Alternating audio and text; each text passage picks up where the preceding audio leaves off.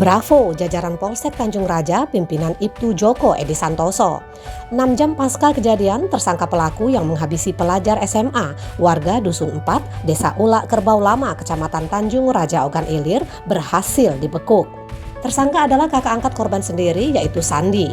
Sandi ditangkap di tempat persembunyiannya di Desa Tanah Abang, Kabupaten Pali pada Kamis malam 9 Desember. Kapolsek mengatakan keterangan resmi terkait motif pelaku akan disampaikan langsung oleh Kapolres Ogan Ilir. Namun dirinya menegaskan bahwa motif kasus tersebut bukanlah begal, melainkan pembunuhan berencana. Kapolsek menambahkan pihaknya sudah mengamankan barang bukti berupa pisau yang digunakan pelaku untuk menikam korban.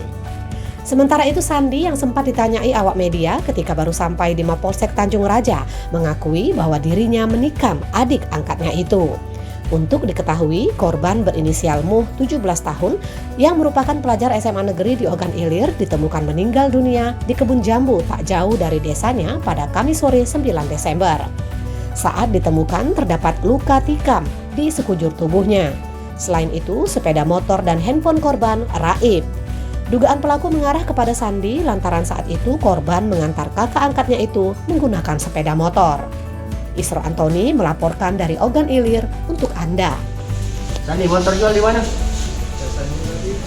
Hah? Berapa kau ngambil ini? Dewek nih. Pakai pisau siapa? Pisau dewek. Sudah berapa orang mau rencananya?